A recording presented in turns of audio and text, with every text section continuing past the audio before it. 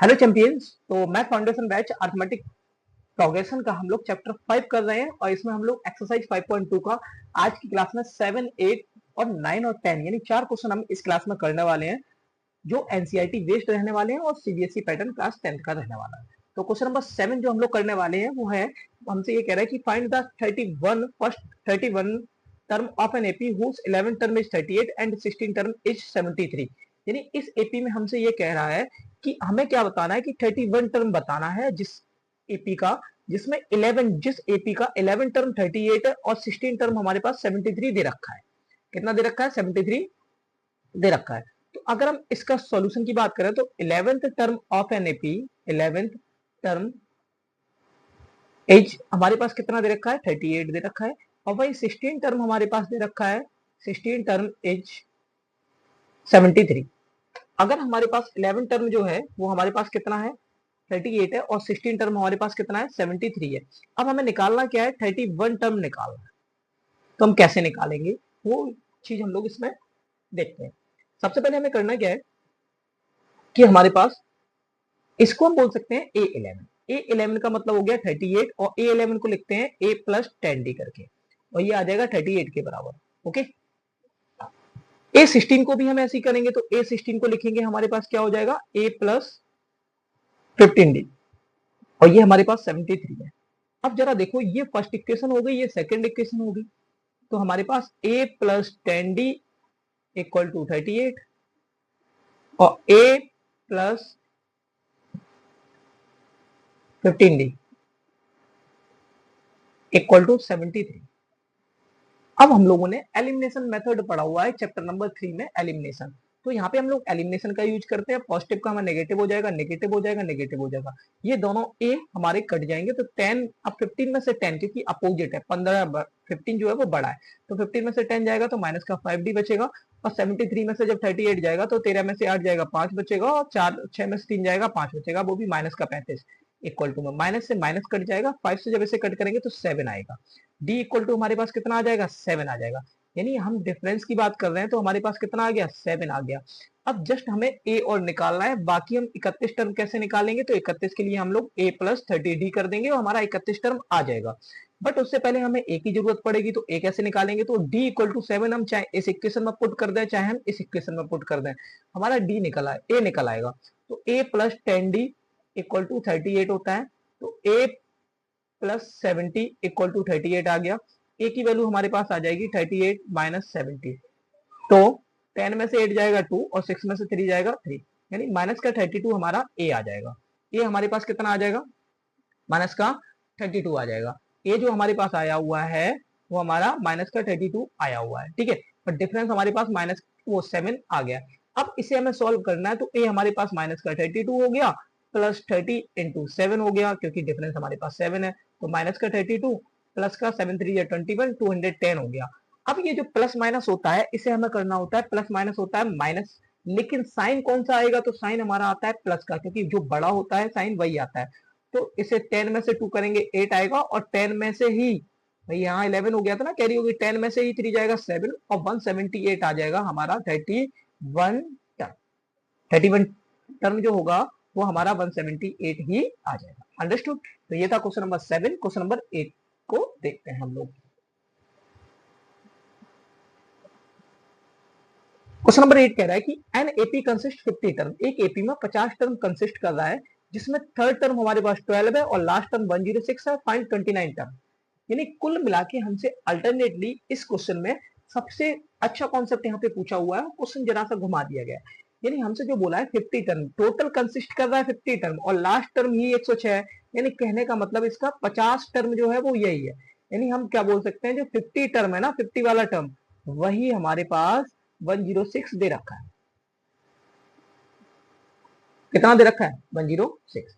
तो जो 50 टर्म है वही हमारे पास 106 दे रखा है। अब तीसरा टर्म है हमारे पास जो थर्ड टर्म है, थर्ड टर्म वो हमें कितना दे रखा है?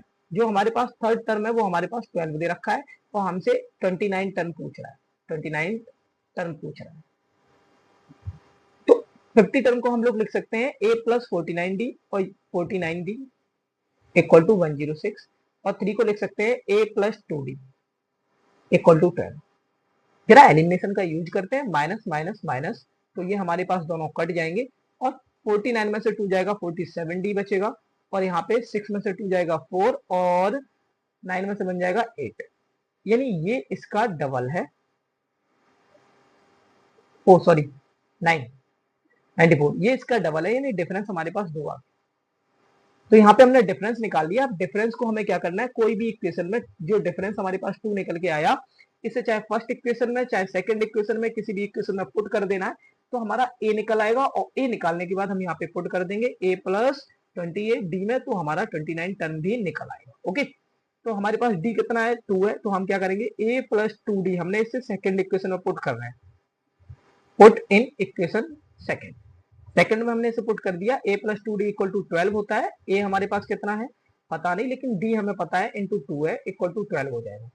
तो a प्लस 4 इक्वल टू 12, और यहाँ पे आ जाएगा a इक्वल टू 12 माइनस 4, तो a की वैल्यू कितनी आ जाएगी, 8 आ जाएगी। a की वैल्यू कितनी आ जाएगी, 8। a हमें पता चल गया, 8 आया, d हमें पता है, तो यहाँ पे पुट कर दें और 29 टर्म हम लोग निकाल लेंगे। तो a है हमारे पास 8 और 28d, यानी 28 इंटू 2 करेंगे, तो यहाँ पे आ जाएगा 8 प्लस 2, 8 जा 16, 2 2 जा 4, 5।